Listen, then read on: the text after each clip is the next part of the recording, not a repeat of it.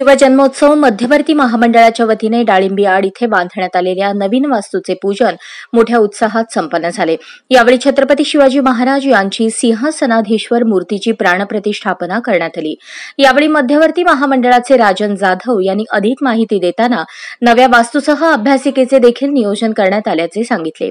दरम्यान या नव्या वास्तूमध्ये छत्रपती शिवाजी महाराज यांची प्रतिष्ठापना करण्यात आली।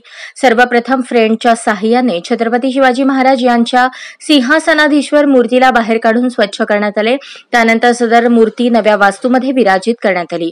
या नव्या वास्तूमध्ये विद्यार्थ्यांना शिक्षणाचे धडे घेता येणार आहेत। त्यासाठी वरच्या मजल्यावर अभ्यासिकेचे देखील नियोजन करण्यात आल्याचे सांगण्यात आले। याप्रसंगी शिवजन्मोत्सव मध्यवर्ती महामंडळाचे शिवाजी घाडगे गुरुजी, माजी उपमहापौर तथा महामंडळाचे विश्वस्त पद्माकर काळे, राजन जाधव, विनोद भोसले, श्रीकांत डांगे, माऊली पवार, राजू सुपाते, सुभाष पवार, भाऊसाहेब रोडगे, गणेश डोंगरे, रवी मोहिते, मतीन बागवान, तात्या वाघमोडे, देवीदास घोले, बसू कोळी, प्रतापसिंग चौहान, उज्ज्वल दीक्षित, विजय भोईटे, विजय पुकाळे, प्रीतम परदेशी, प्रकाश ननावरे, अनिकेत पिसे, सदाशिव पवार, संजय जाधव, जितू वाडेकर, विवेक फुटाणे आदींसह शिवजन्मोत्सव महोत्सव मध्यवर्ती महामंडळाचे पदाधिकारी, सदस्य, कार्यकर्ते आणि शिवप्रेमी उपस्थित होते।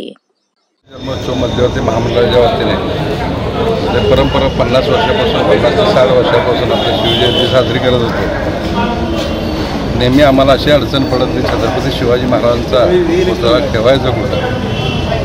त्या माध्यमातून महानगरपालिकेच्या माध्यमातून आम्हाला ही डाळिंबीची जागा मिळाली। त्या जागेमध्ये सर्व जुने ट्रस्टी व नवीन ट्रस्टी यांच्या माध्यमातून इथं एक चांगली वास्तू उभा केली आणि ह्या वास्तूला सुद्धा सुरुवात जर हे निधी द्यायला सुरुवात केली तर सुरुवातीला वानकर